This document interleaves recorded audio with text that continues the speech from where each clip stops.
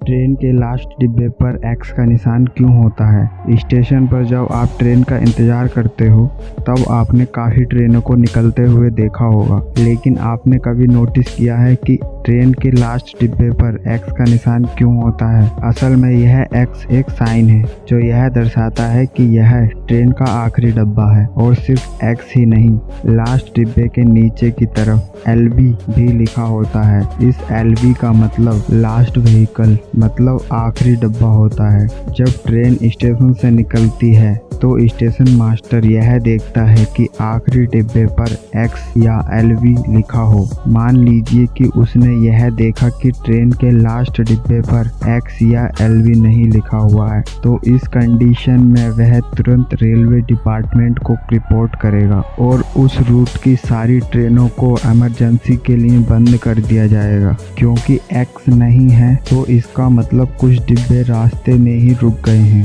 डिब्बों के बीच का लिंकर टूट गया है। हालांकि ऐसा बहुत कम होता है, पर लोगों की जान बचाने के लिए यह बहुत ज़रूरी होता है। आप सोच रहे होंगे कि रात के समय में तो X या LV किसी को दिखेगा ही नहीं, तो रात के समय में X के नीचे की तरफ लाल बत्ती को देखकर पुष्टि की जाती है कि यह ट्रेन का आखिरी डब्बा है। यह लाल बत्ती हर सेकंड चलती और बुझती है। आप अपनी कोई भी बुक देखो, उसमें आपने देखा होगा कि कोई भी किताब के साइडों में कुछ स्पेस क्यों रखा जाता है, किसी भी किताब के साइडों में कुछ स्पेस क्यों छोड़ा जाता है। आप अपनी कोई भी बुक देखो, उसमें आपने देखा होगा कि किताब में जो कुछ लिखा होता है उसके साइड में कुछ स्पेस होता है। आप सोचते होंगे कि यह जगह कोई डिजाइन या किताब अंदर से अच्छी दिखे इसलिए छोड़ते होंगे, लेकिन नहीं। दरअसल काफी समय पहले यह स्पेस नहीं छोड़े जाते थे, लेकिन जहाँ किताबें स्टोर होती थी वहाँ किताबों को चूहे काट देते थे और चूहे हमेशा किताबों के किनारे ही काटते हैं। किताबों के किनारे काटे जाने के बाद किताबों को पढ़ने में काफी दिक्कत होती थी, जिससे किताबों का भी काफी नुकसान होता था। इसलिए कंपनी ने यह डिसीजन लिया कि किताबों के साइड में थोड़ा गैप देकर छपाई की जाएगी, तो कोने कटे होने पर भी किताबों को आसानी से पढ़ा जा सकेगा। और यह तरीका कारगर भी रहा। ज्यादा देर तक पानी में रहने या नहाने से सिलवटें क्यों पड़ जाती हैं? जब भी इंसान बहुत देर तक पानी में रहता है या गीले हाथ पैरों से काम करता है, तब हाथ पैरों में ऐसी सिलवटें पैदा हो जाती हैं। असल में जब इंसान बहुत देर तक पानी में रहता है तब हमारा शरीर काम को आसान बनाने के लिए हमारी मदद करता है। इंसान के शरीर के अंदर जो एक स्वतंत्र तंत्रिका तंत्र काम करता है, जब हम बहुत देर तक पानी में रहते हैं तब हमारी नसें सिकुड़ जाती हैं और हमारी बाहरी त्वचा पर सिलवटें पड़ जाती हैं, जिससे ब्लड सर्कुलेशन अच्छे से हो पाता है। और इन सिलवटों के चलते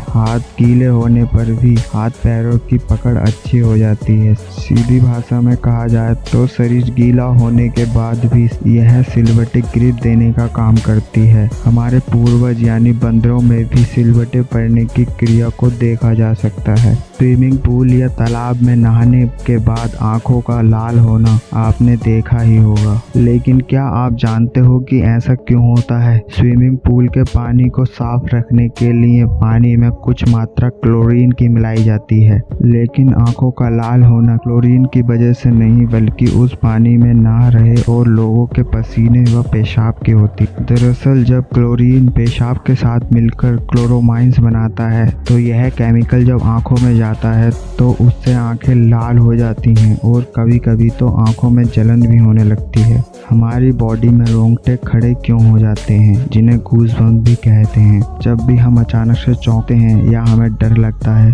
तो हमारे रोंगटे खड़े हो जाते हैं। नहाने के बाद ठंड की स्थिति में भी रोंगटे खड़े हो जाते हैं, पर ऐसा होता क्यों है? दरअसल रोंगटे खड़े होने की यह क्रिया हमें अपने पूर्वजों से विरासत में मिली है। जब इंसान पूरी तरह से विकसित विकसित नहीं हुआ था, तब ठंड से बचने के लिए गूज़बम्प्स की प्रक्रिया उनके लिए मददगार साबित होती थी।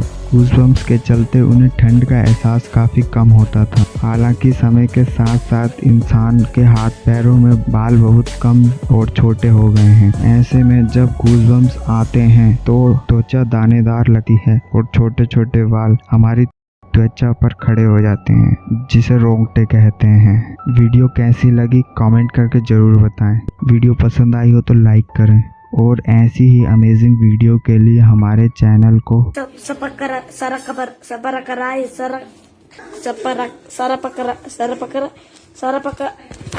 सब्सक्राइब करें।